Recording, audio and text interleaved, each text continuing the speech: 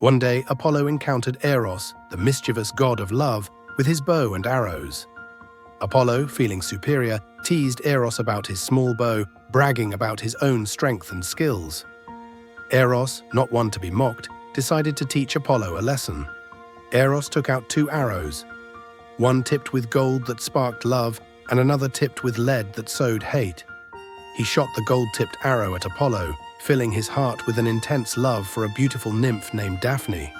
Then Eros shot the lead-tipped arrow at Daphne, making her despise Apollo. Now Daphne was a lovely forest nymph who loved to roam the woods and cherish nature.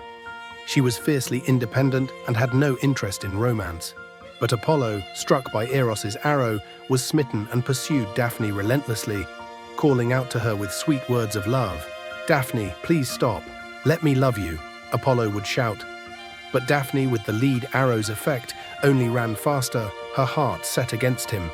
As Apollo chased Daphne through the forest, she grew desperate. Exhausted and frightened, she called out to her father, the river god Peneus, for help. "Father, save me. Transform me into something that will free me from Apollo." Peneus heard her plea, and in a flash of divine power, Daphne began to change. Her limbs grew stiff and her skin transformed into bark.